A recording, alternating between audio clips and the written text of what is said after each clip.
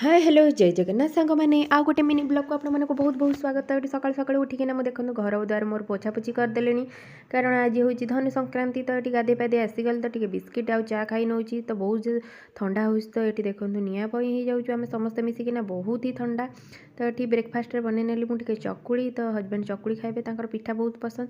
तो ये करकिना देदेली तापर टी पलि आसली छात उपर बसापी खरारे बहुत ही बढ़िया खरा आसला। तो छात उपरको पलैली तो मुझे लंच प्रिपरेसन लगी गली। तो तले पलि आसली करने।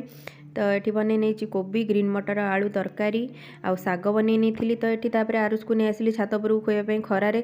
तो तापाई माछ रखिदे तो ताकू देदेली। तो ये लंच रे मु सालाड रुटी तरकारी भात एमती नहीं आसती। तो संध्या बेले ये आरुष देखो ता बापा चाट आन देते। तो ये से चाट खाई नौ राति सब पियाज फियाज मिसई गोटे कड़े पिठा करदेली हबी। तो से खाई नौ। मु रुटी तरकारी खाई नहीं।